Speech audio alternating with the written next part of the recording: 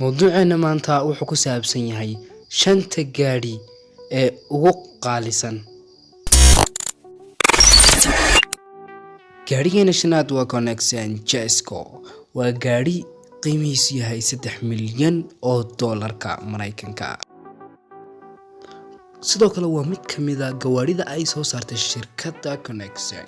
sidoo kale wuxuu leeyahay shid aad iyo aad u qurux badan, waana mid kamid ah gawaarida aadka u quruxda badan. sidoo kale speedkiisu waa 483 km/h ama 300 oo mile per hour. gaadhiga afraad ee barnaamijkeena waa gaadhi loo yaqaan Aston Martin Valkyrie. waa gaadhi qiimihiisu yahay 3.2 milyan dollar.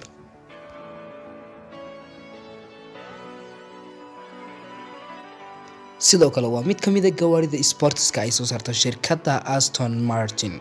gaadhigan waa mid kamid ah gaariyada ugu speedka badan adduunka ee sanadadii u dambeeyay.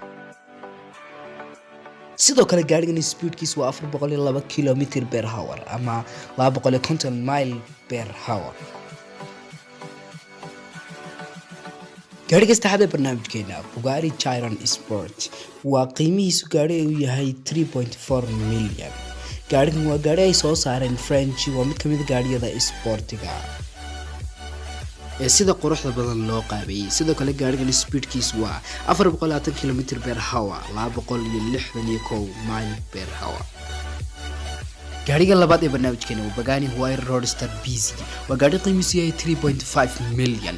waa gaadhi Italian ay soo saareen Pagani Sports. sidoo kale gaadhigan speedkiisu waa 383 km/h ama 268 mile per hour. gaadhiga u dambeeya barnaamijkeena Lamborghini Sian FKB 37. waa gaadhi qiimihiisu yahay 3.6 milyan. waa gaadhi Italian ay soo saartay shirkadda Hyper Sport.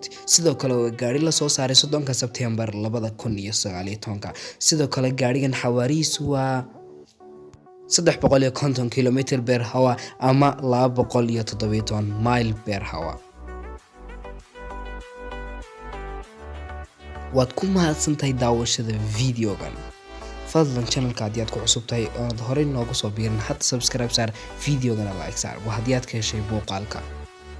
sidoo kale wax tala iyo tusaale haddii aad noo hayso waa inaad noogu soo gudbisaa qaybta commentiga.